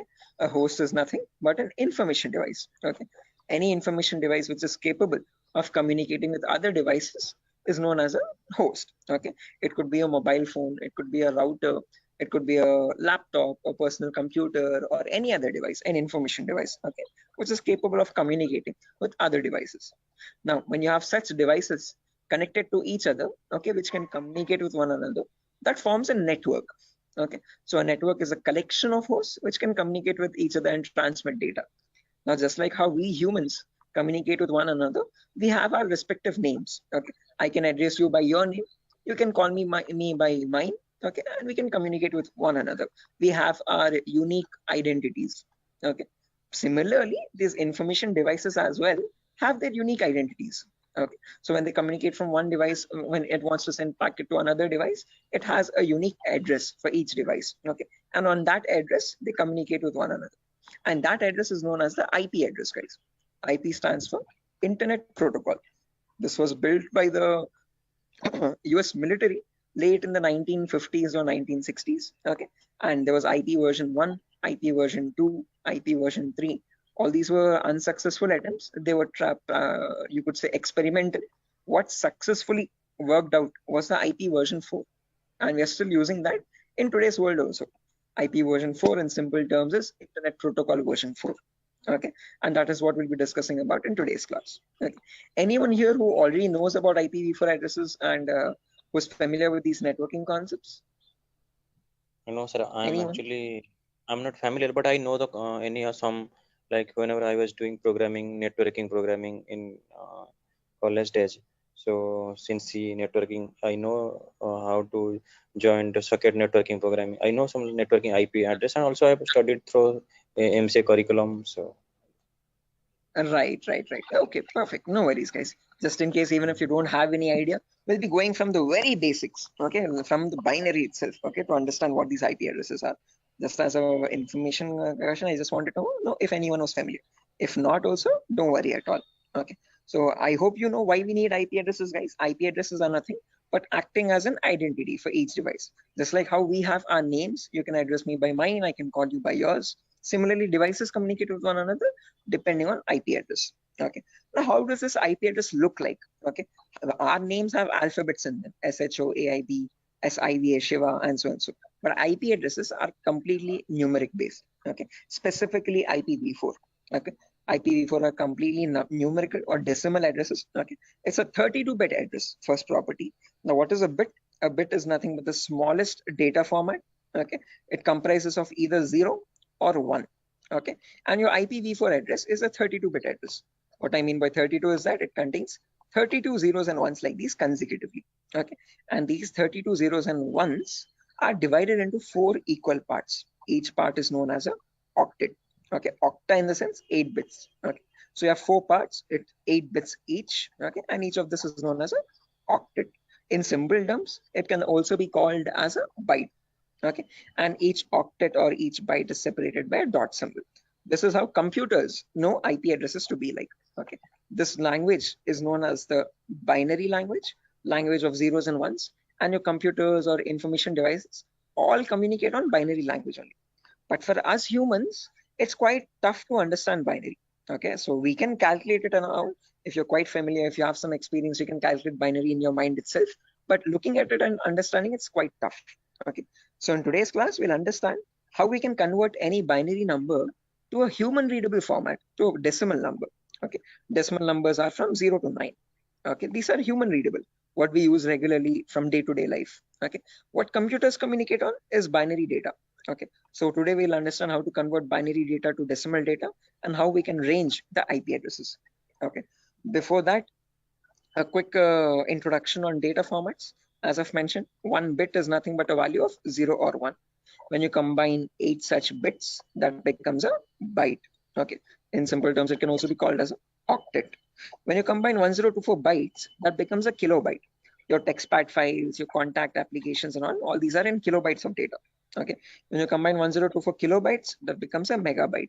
Okay, your PDF documents or your music files are in megabytes of data. 1024 megabytes becomes a gigabyte.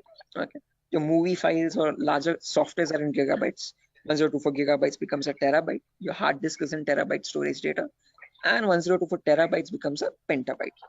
We have never used petabytes until now. This petabyte data is usually used by cloud organizations. Okay, OneDrive, Google Cloud, blah blah blah. Okay, now let's understand how to convert this bit data or binary data into decimal data.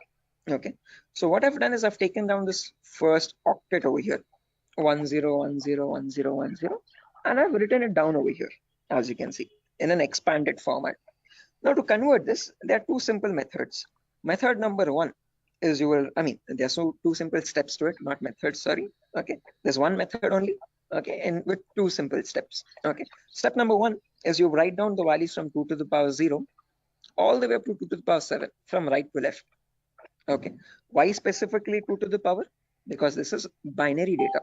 You have only 2 possibilities, either a 1 or a 0. So first 2 power 0, then 2 power 1, then 2 power 2, then 2 power 3, then 2 power 4, then 2 power 5, 2 power 6, and 2 power 7. Let's write down the values for that. 2 power 0 is nothing but 1. Anything to the power 0 is always equal to 1. Okay, that is a mathematical rule. 2 power 1 is equal to 2. 2 power 2 is nothing but 2 into 2, which is 4. 2 power 3 is 2 into 2 into 2, that is 8. 2 power 4 is 16. 2 power 5 is 32. 2 power 6 is 64. And 2 power 7 is 128. Okay, now to convert this number, all you have to do is, just a second guys, let me open up Zoom so that I can draw on the screen. Give me a second.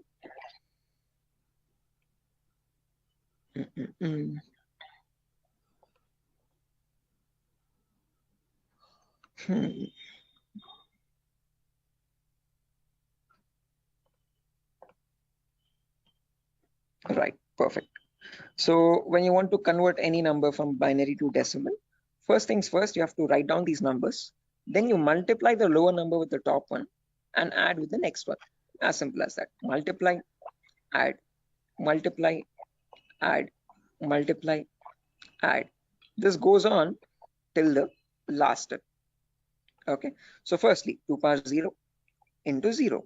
Anything into 0 is 0 itself. So I've written 0 over here. Then 2 power 1 into 1. That is 2 power 1 is 2. As you can see, I've written the value over here. Into 1 is the value itself, 2. 2 power 2 is 4. 4 into 0 again, we have 0. 2 power 3 is 8. 8 into 1, 8 again. 2 power 4 into 0, 0. 2 power 5 into 1, 32. 2 power 6 into 0, 0. And 2 power 7 into 1, that's 128. Now when I add all this up, 128 plus 32 plus 8 plus 2, that becomes 170. So when we humans read the number 170, the computer does not understand it like 170. It understands it like 10101010, something like on signal, off signal, on signal, off signal, on signal, off signal, on, off, like that 4 times. Okay, so is this clear guys? Any questions or doubts up to this part? Like how we have converted this binary number to a decimal number? How we know that 170 is equal to 10101010. Any questions for anyone? Again guys, if you have any questions or doubts, please feel free to raise your hand or let me know. You can interrupt me at any certain point. Okay, no issues at all. If you want me to repeat a concept also, please do let me know. I will repeat it as many times as you want. Okay, so guys, any questions up to this part? How we have converted this binary number to a decimal number? Shiva, Sujata, Bharati, Tripti, Vidyadhar. Who else is there? Biswajit, Chaudhary, Prasad. Hello. Yeah, Biswajit. Sir, you spoke about binary to decimal conversion. Sorry, decimal to binary conversion. Am I right? No, binary to decimal. I've converted this number 10101010 to decimal number 170. All the numbers was converted into binary as a decimal. All the binary number is converted into decimal 170. Right. This specific number 10101010. Okay. How did we do that? We wrote down these numbers 2 power 0 all the way up to 2 power 7. Multiply the lower number with the top one and add with the next one. Multiply and add, multiply and add, multiply and add. And that's how I got the final result as 170. So this 170 in binary is equal to 10101010. Right. Is this clear, Biswajit? Yes, I am clear. I know and I clear. Perfect. If everyone has understood this, guys, I have another number over here, as you can see, 01011010. Can everyone convert this value and give me the answer for that? Take your time. You have the table over here as well. Okay.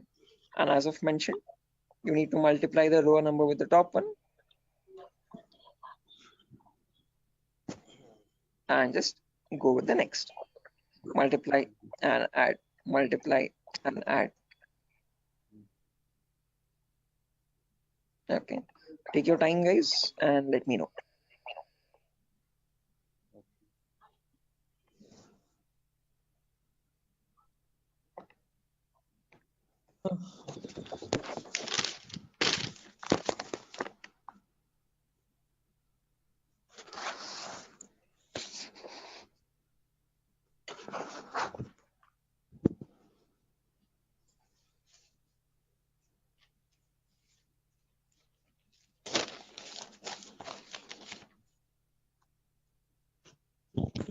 Is it 90?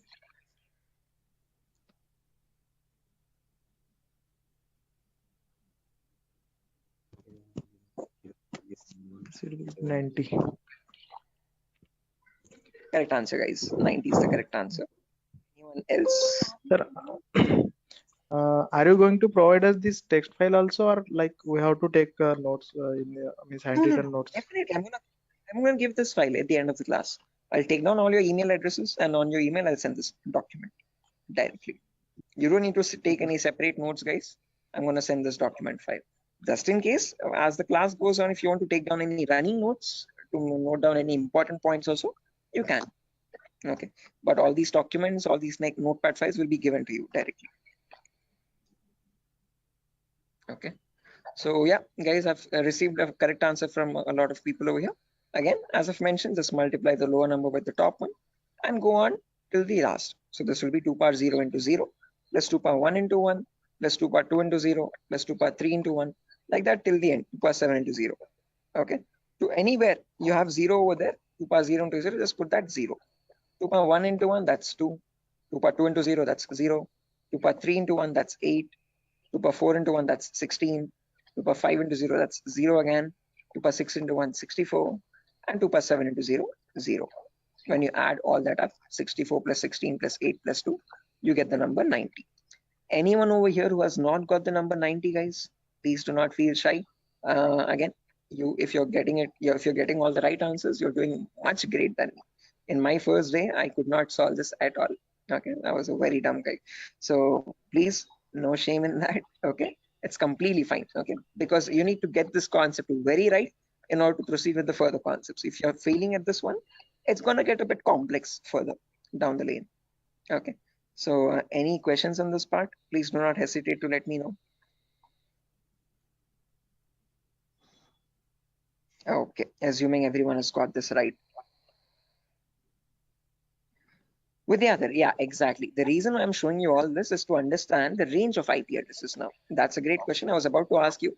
Again, I tell you myself, like in a real-time scenario, you would never have a necessity to convert a binary number to decimal or vice versa. But the reason why I'm showing you this is so that we can understand the whole range. So if you remember, I've told you, IPv4 addresses are 32-bit address. Okay, so in that 32-bit address, if I wanted to get the first IP address, all I have to do is put all zeros everywhere. Okay, now when you put all zeros everywhere, when you convert that, you get the final IP address as 0.0.0.0. Okay, but if you want to get the last IP now, you have to put all ones everywhere. Okay, in all the octets, I've put all ones. So when I convert that, now there will be 2 power 0 into 1 plus 2 power 1 into 1 plus 2 power 2 into 1, all the way up to 2 power 7 into 1. So that would be 1 plus 2 plus 4 plus 8 plus 16 plus 32 plus 64 plus 128. So that is how you get the number 255. Okay, so the last IP in the IPv4 range will be 255.255.255.255. You will never have a number above 255. The reason being, now you know, because when you convert from binary to decimal, the maximum number you can get is 255 only. So you can never have an IP address like 300.250 or 700.150, something like that. Okay, that's an invalid IP. Okay, whatever IP addresses you have, those numbers will always range between 0 and 255. Okay, is this clear, guys? Everyone? Why only specifically 255? Yes, yes. Any questions up to this part? Perfect. No, this is now the maximum. Maximum. Yeah, guys, was someone asking a question? No, I just asked you. This is the maximum IP address to be connected and maximum host to be connected. Yeah, that's the last IP address you could get in the IPv4 range, Biswajit. No, this is the like from 0 to 255 hosts should be connected, I think. Not necessarily. When we talk about IP addresses now from 0000 to 255, 255, 255, 255, we have around 4.3 billion IP addresses in total. Okay, what you are referring to is classes, guys. Class A, B, C. In class C, you can connect only 255 hosts. That is a much ahead concept. We'll reach there tomorrow. Okay, that's class C. Yeah, with the other, exactly. Okay, so we have not come up to there, guys. So let's not jump ahead. That might confuse the other students. Okay, so we'll go in a very slow pace. Okay, we'll go step by step. Okay, let's try to now we know the range of IPs. We know what IPv4 addresses are, how they look like. Okay, and what are the total like numbers? Where are they starting from, and what maximum number can they hold? Okay, we know they start at 0000 and they end at 255, 255, 255, 255. Now, in between these two numbers, how many addresses do we have is the main question. Okay, how many IPs are there? Okay, so for that, let's try to understand the sequence of sequence of IP addresses. Okay, and again, to understand sequence of IP, there are two simple rules. Rule number one is always start with the rightmost value. So if this is the first IP, 0000, next IP will be 0001, next IP 0002, next IP 0003, next IP 0004. This will go on up to 000255. Okay. After that, can I have an IP like 000256? Is this possible? No. Yes, this is not possible because 255th is the last IP that you can get in any octet. You cannot get a number above 255, guys. It is a very golden rule that you have to remember. Okay. Now, once this octet has reached the maximum value, there comes the rule number 2. Only after the rightmost octet has been completely filled, then go to the left value. Okay. And after going to the left value, reset the rightmost value back to 0. Okay. What I mean by that is now this is completely filled. So now this left value 0 changes to 1. Okay. And the rightmost value 255 again resets back to 0. Okay. So next IP after 000255, next is 0010. Now don't directly jump from 0010 to 0020. That is wrong again. Okay. Rule number 1, always go with the rightmost value first. So after 0010, you have 11, then 12, then 13, then 14. This goes up to 1255. Okay. After that, 20, then 21, then 22, then 23. Then you have 2255, then 30, 31, 32, 33, then 3255. Like that, it will repeat again and again and again. And somewhere you'll have 2550, 2551, 2552, 2553, 255, 255. Now, both these octets are filled, guys, as you can see. Okay. Again, rule number 2. Once the rightmost octets are filled, what it signifies? Those are the IP addresses, guys. Okay. So those are the IPs that devices can get in total. Okay. Okay, so continue. Right. Again, doesn't signify anything. I'm just showing the sequence of IPs. Okay. How do IP addresses progress from one another, one after the other, one after the other? Okay. Like after number 1, you have number 2, number 3, number 4. Like that, I'm showing you how IP addresses cycle one after the other. Okay. After 255, 255. Yeah. Is this class C or class B? This is the whole range of IP addresses. We have not come to classes, so forget that classes exist for the time being. Okay. I have not discussed what classes are. Okay. I have not discussed. I have not brought up the word class. Okay. So for the time being, just forget the word called class. When I come into it, then get reminded of it again. Okay. Biswajit, do not confuse yourself. I am right now just telling you how IP addresses progress from one after the other. Okay. So I'm just telling you what is the first IP. After that, what is the next IP? After that, what is the next IP? After that, what is the next IP? As simple as that. Okay. So after 00255, 255, now this is completely filled. This is also completely filled. So now this 0 changes to 1. So after that, 0100, 0101, 0102, 0103. Then you have 10255. Then after that, this 255 becomes 0 and this 0 changes to 1. So 110, 111, 112, 113, 11255. Like that, the cycle repeats again and again and again. And somewhere you'll get 01, 255, 255. Just like how we had 00255, 255, you have 01, 255, 255. Then after that, from 0200 to 02255255, 0300 to 03255, like that, 0255000 to 0255255. Now, whatever cycle repeated from the first IP 0000 till the IP 0255255255, same cycle again repeats from 1000 to 1255.255.255. Same repeats from 2000 to 2255.255.255. Same from 3000 to 3255.255.255. Finally, from 255000 to the last IP, 255.255.255.255. Okay, so all I'm showing you is the progression of IPs. How do IPs change from one after the other? What is the consecutiveness of IPs? Okay, so if you wanted to get the total number of IP addresses, you from 0000 till 255.255.255.255, it would be 255 to the power 4, because each cycle is repeating 255 times. So the total number of IP addresses would be 4.3 billion IPs. Okay, which is the number equal to 255 to the power 4.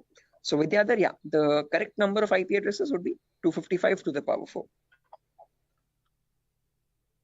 Hello, is that clear? Yes, sir. I understood something. Yeah. Okay, guys. Until this point, any questions, guys, for anyone? Again, do not get confused, guys. This is just to show you the sequence of IP addresses. In a real-time scenario, you would not need that anywhere. I'm just going very theoretically to get you familiar with the foundational concepts, like how IP addresses are built, how do they look like, what is the sequence of IP addresses, and so on. Going very basic. Okay. Sir, so sir, you told. Hello. Yeah, Biswajit. Sir, you told that 4.3 billion IP addresses. That means, sir, I did not get it actually. That, yeah, again, how many IP addresses are there, Biswajit? If you remember, each octet is cycling 255 times. Okay, so this first octet, rightmost one, is going from 0 to 255. Okay, after that from 10 to 1255, again 255 times. So like that, each octet is cycling 255 times. So there are 4 octets now. So 4 octets in the sense 255 into 255 into 255 into 255. Basic permutations and combinations. Okay, and when you calculate that 255 to the power 4, you get the number 4.3 billion. Okay, so that is how we got that number. Is that clear, guys? Okay. Hello? Yes, sir. Yes, sir. I understood. Right. Perfect, guys. Now, my question to you guys is, in today's world, in the era of 2022, are 4.3 billion IPs sufficient? No. No, sir. No, sir. Definitely. Right, correct. Because the population itself is around 8 billion people, right? Close to 8 billion or 8.5 billion. 4.3 billion IPs are nowhere sufficient at all. Okay. Again, each person might use multiple devices in the network also. Okay. So that is why, to come up as a solution, they made these IPs into 2 different parts. Okay. Solution number 1 was they divided these IPv4 addresses into, again, 2 categories. One, something is known as public IPs, and there's another category called private IPs. Okay. This categorization, okay, or division of IPv4 into public and private IPs is known as NATing, network address translation. Okay. When they knew that this solution is also not working out, this might also still cause the IPs to go extinct, then they came up with another set of IP addresses known as the IPv6 address, guys. Okay. So not just IPv4, there's another version as well called IPv6 address. And these are 128-bit addresses. What we are seeing until now is just a 32-bit address. 128 in the sense 4 times the size, bit length size of IPv4. Okay. But in that you have trillions and trillions of IPs. Okay, not billions, but trillions. Okay, so we'll discuss IPv6 on a later date. Okay, but in today's class, we'll end it with public and private IPs. So let's try to understand what these public IPs are and private IPs are. Okay, so public IPs are the IPs given to you by your internet service provider. So in our home, we might have different broadband connections. You could be using Act FiberNet or Airtel or Tata Docomo or BSNL. All these people are providing you the service of internet. Hence, they are known as ISP, internet service providers. Okay, they give you access to the internet by giving you a public IP. Okay, so to your home, you might have a router. Okay, that router might be getting a wire from the outside. Okay, that outside wire, that cable is nothing but giving you the public IP. Okay, so if you want to check your public IP, you just go to the browser And in the browser, you could just search, what is my IP?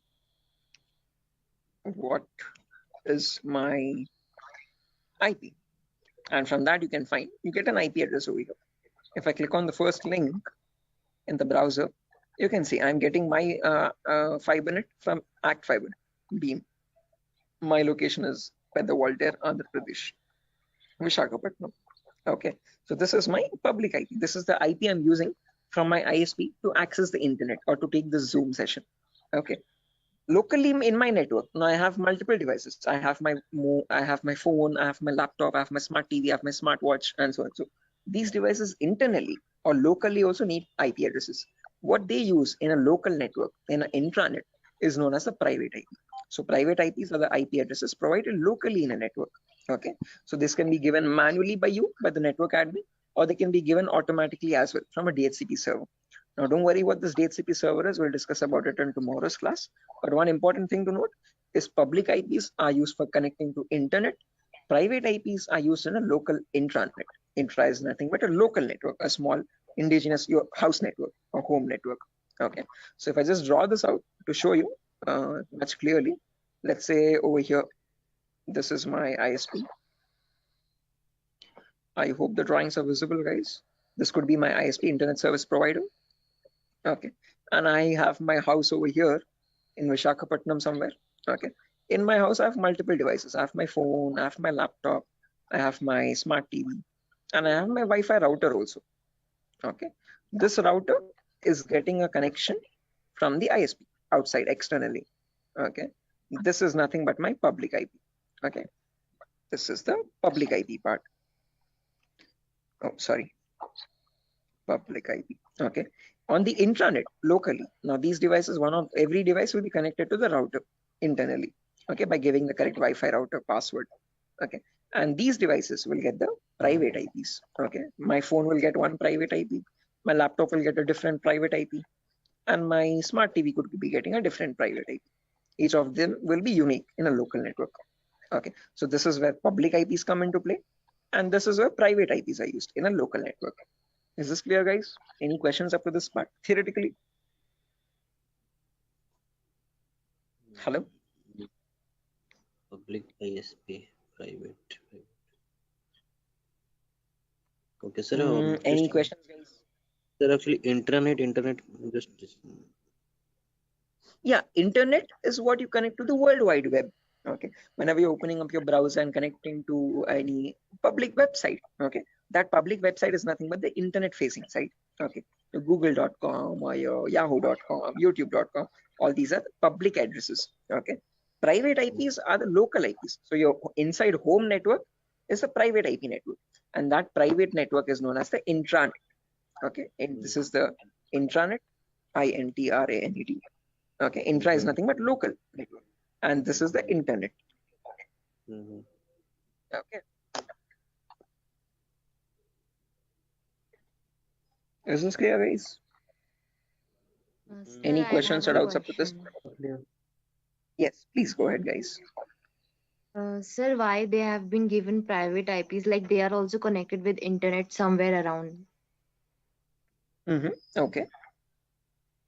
So like why they are they have been given private IPs? They should be public, right?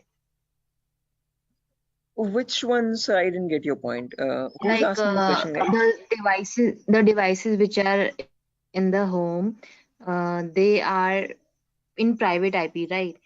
So somewhere Yeah. around they are also in connection with the ISP. So they should be public, you know. They should also be public. Yeah. So good question, Tripti, I guess. So whenever now let's notice over here. Let's say I have one phone over here and I have my laptop over here. Okay. Let's say my brother's using my phone at the moment. Let's say this is my phone. I'm browsing Facebook from my phone. My brother is using his laptop and he's also browsing Facebook. Okay. Now each of them, when they want to connect to the internet, okay, they will use the public IP. One, let's say this public IP is something like let me draw this out. Yeah, annotate.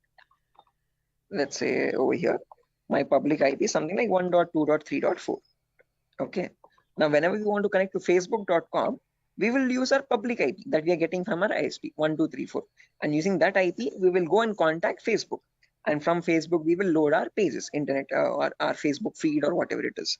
Okay, now let's say I am also browsing Facebook, my brother is also browsing Facebook from the same public IP.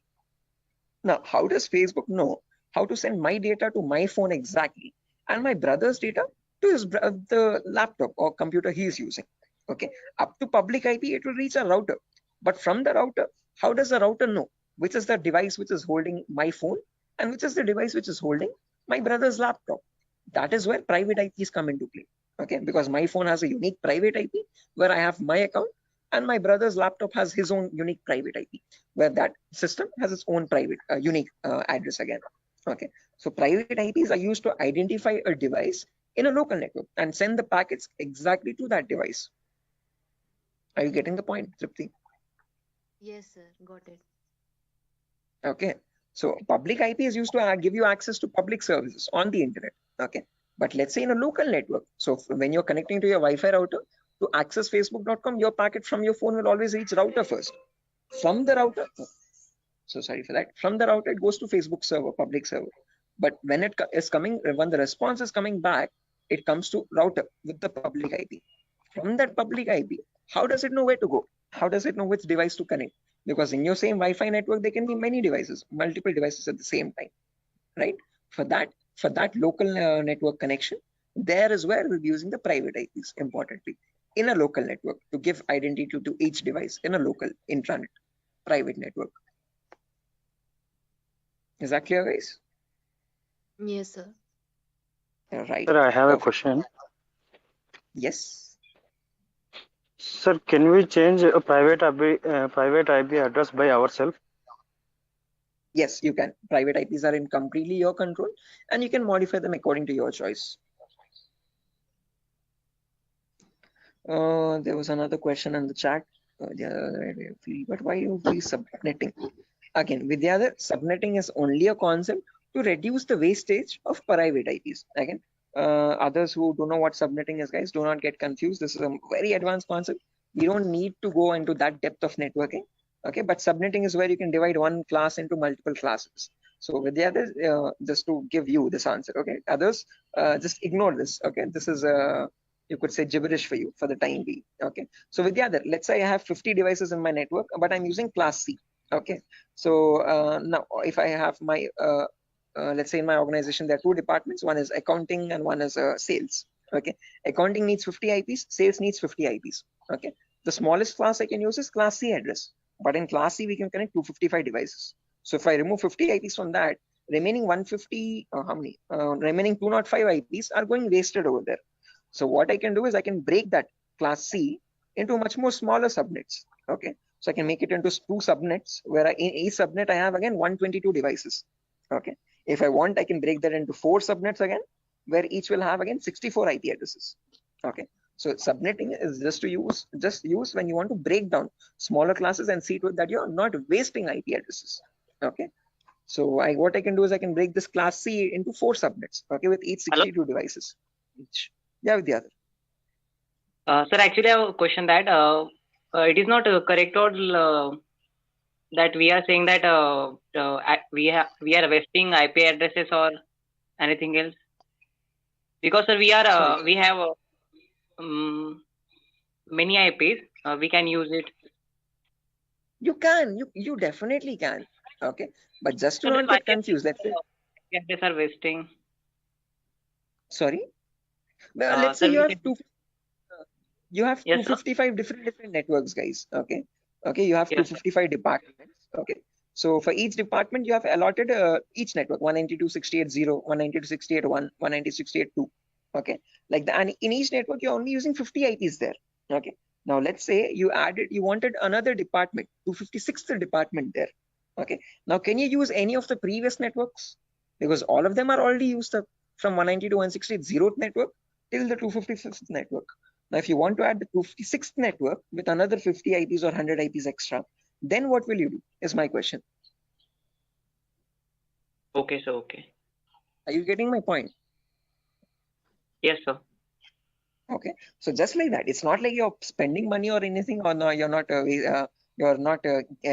what do you say, giving any charges for the IPs that you're wasting. Okay. but just so that you have more IPs, free IPs left out, which you can allot for future services or future uses. That's what I'm talking about, not wasting IPs. Okay. I guess this is Vidyadhar only who's asking the question. Sir, Tarzan here, sir.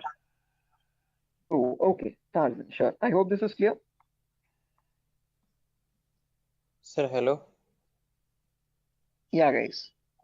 Biswajit. Sir, actually, I'm unable to get the concept of private and public, because public, you are connecting to a public server like Facebook. You all are connecting to Facebook. So, Okay. and they are trying to access.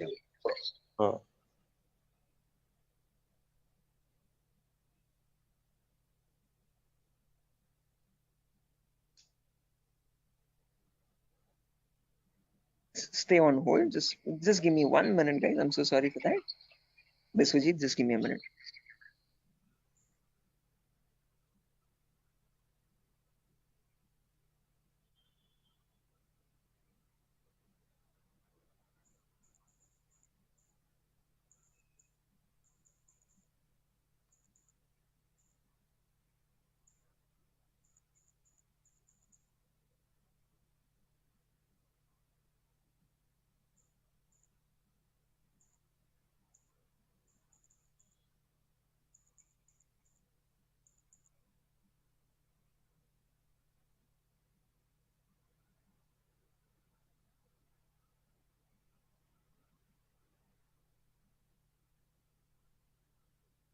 Guys, can you hear me now? I'm so sorry, guys. The Vinayaka Chaturthi thing.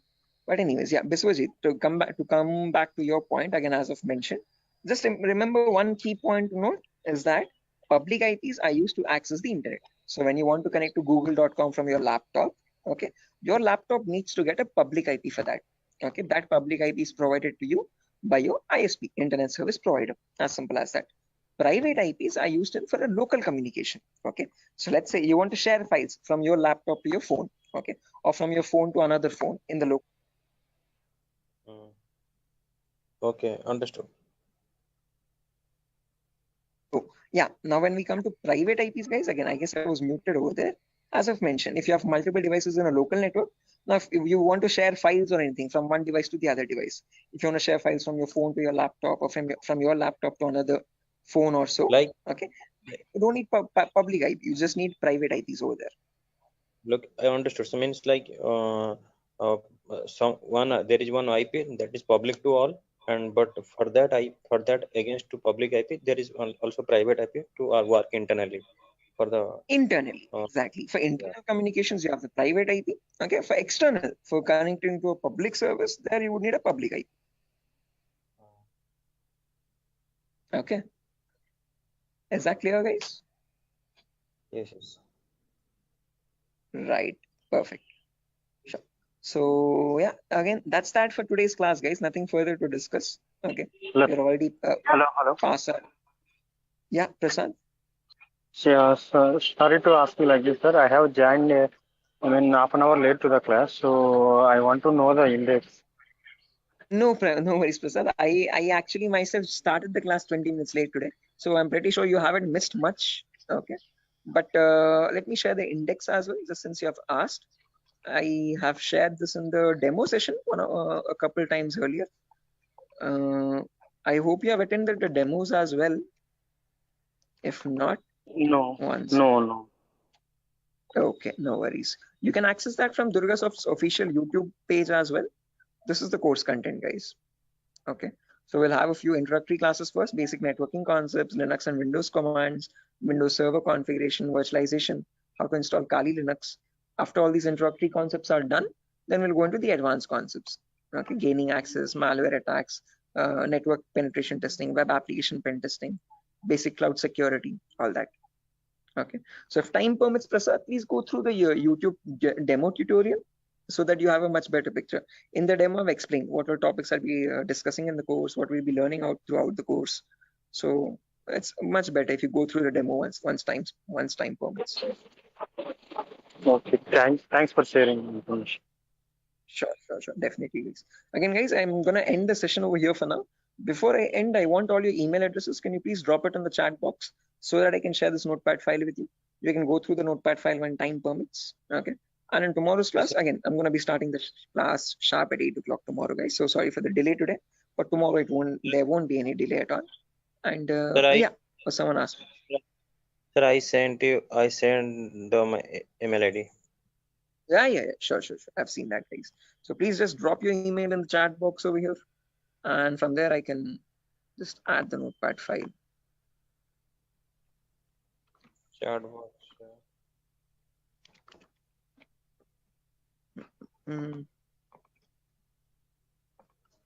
Sir, organize the chat box. I have already sent my email ID. Sure thing. Nice.